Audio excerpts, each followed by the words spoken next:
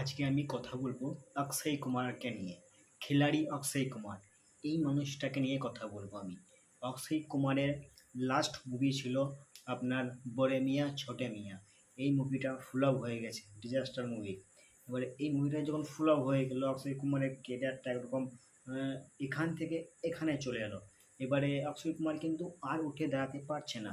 এবারে অক্ষয় কুমারের লাস্ট একটা মুভি আসছে 2024-এর ডিসেম্বর মাসে, লাস্টের দিকে একবারে। Welcome to the Junglee.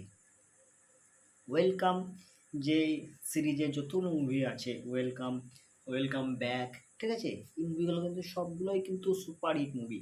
এবারে এই মুভিটা ওয়েলকাম টু দ্য জাংলি, এই মুভিটা কিন্তু আউটস্ট্যান্ডিং হবে। তার কারণ কমেডি মুভি, এবং এখানে যতগুলো অ্যাক্টর আছে সমস্ত অ্যাক্টরগুলোই সেরা সেরা অ্যাক্টর, ঠিক আছে, সব অ্যাক্টরগুলোই সেরা।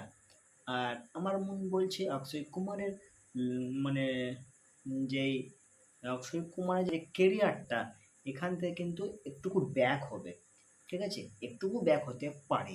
তার কারণ অক্ষয় কুমার কিন্তু মানে আর চলছে না, আর চলছে না বলে চলবে, আর চলছে না। এবারে যেখানে অক্ষয় কুমার চলছে না সেখানে ওয়েলকাম টু দ্য জাংলি এই মুভিটা উপহার দিচ্ছে, আমাদেরকে কিন্তু উপহার দিচ্ছেন।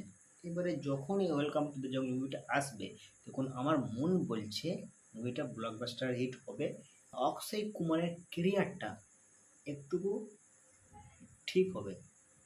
এবারে দেখা যাক, ওয়েলকাম মুভিটা যখন আসবে দেখবো, ভরপুর দেখবো আমরা।